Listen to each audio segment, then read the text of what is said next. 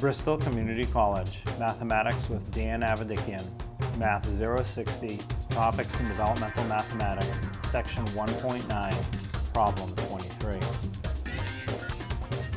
This is Section 1.9, Problem 23. It says use the correct order of operations to solve the following problem. And we have 3 to the second power plus 5 times the square root of 64. So we have to decide what needs to get done first. The second power, the plus, the times, or the square root. Well, the exponent of second power and the square root have an equal priority. So we can do them together, or you can go from left to right. You can do the 3 to the second first, and then on the next step, the square root of 64. But they can really be done together. So I'll bring these numbers down. The 3 to the second I'll turn into a 9. The plus will stay for now. The 5 will stay. The times will stay. But the square root of 64 is 8.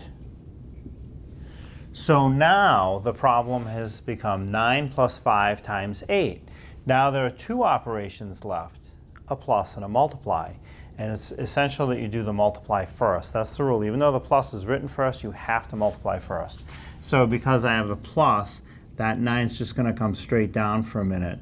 And then the 5 times the 8 can be multiplied and give me a 40. So the problem, the last line, is 9 plus 40, which is 49.